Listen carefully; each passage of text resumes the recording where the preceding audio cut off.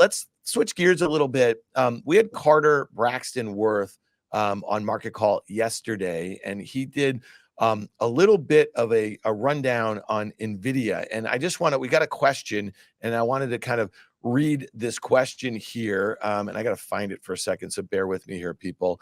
The question was from Jeffrey Armstrong. Love the show. That includes CBW and LY from SoFi. See that LY? It wasn't EY, it was LY. Of course, Guy is hilarious. I appreciate Dan's option plays. Can you design a play on NVIDIA that Carter suggested? I want to understand the width, time to expiration, and the percentage of price. Anything relevant for a newbie? And yes, Jeffrey, we will do that. So thank you for the question. Thanks for watching here. And so, Carter and I did options action together on CNBC for 10 years. He would often lay out his technical view on individual names, on indices, on ETFs, that sort of thing. And then Mike Coe and I would come up with some trade ideas, sometimes on our own fundamental views, but oftentimes incorporating his technicals. Is the way I think about trade setups. I use lots of different inputs. Okay. So like it might have been that I'm watching Carter on Worth charting, and I see his take on NVIDIA, and I say to myself, you know what? That chart really does look like it's ready to come in. And then I may kind of go to my FactSet machine. I might look at some valuations. I might look at some comparative stuff. I might look at expectations. I might look at, just a whole host of things, maybe product announcements, when they're going to report. And I'll just kind of put together a whole little thesis about my thoughts. Now, I'm a trader, so sometimes I will take a long position, a short position. Sometimes I'll define my risk using options, that sort of thing. And so in a situation like this, with a stock that's up 80% on the year, it's up 150% from its October lows. If you try to short this at any time over the last kind of 3 or 4 months, you had your face ripped off, right? There's been like short little pullbacks here. And this is a great example of when I do want to use options. So let's run the tape and see what Carter said yesterday. And then let me run through what I'm thinking about and how I would kind of create an options trade to reflect his view. Truth is, it's a double. Let's trim some. So the lines, you can draw them this way. You can draw them any way you want. But I think you get a break in trend. You play for 230.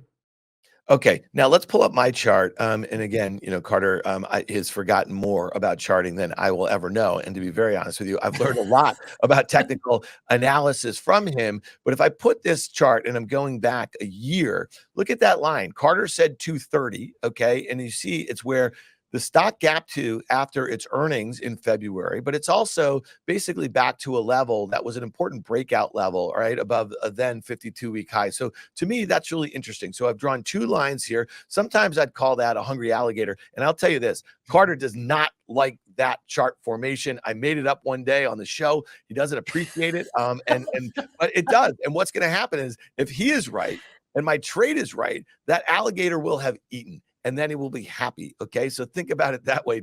And so that's the way I'm thinking about that, Liz. All right, so let's go. Okay. Let's go to the last point. I can't imagine why he doesn's like that analogy. Yeah, but let's go to one of the last points about why I might want to express this view with options defining my risk. Okay, so here's a chart of the 30-day at the money implied volatility. That is the price of options in NVIDIA. That is the blue line that you see. The white line is actually the realized volatility, how much it's actually moving. Now, usually when you have realized at a discount to what's implied in the options market, that's the premium, right? The extrinsic value to an option, that would mean that the options are actually kind of expensive. But if you look at where the blue line is relative to its 1-year levels, it's basically crashed, right? It's at 52-week lows. And so what I want to do is I want to use options here. I think they look relatively cheap to me to express an outright bearish directional view here. So here's the trade. So today, when NVIDIA was trading about 267, I could look to May expiration and I could buy the May 265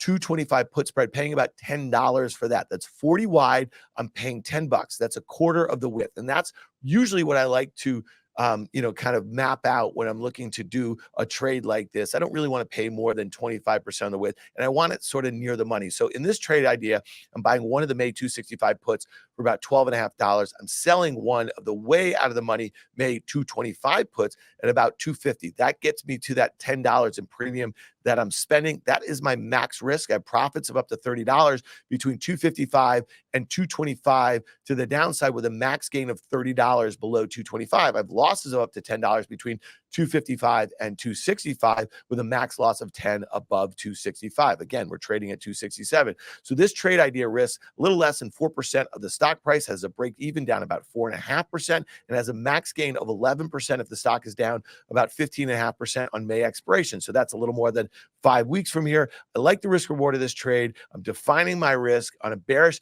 contrarian. This is really important, right? It's bearish and it's contrarian in a stock that's up 80%. Like I said, up 150% from its 52-week lows.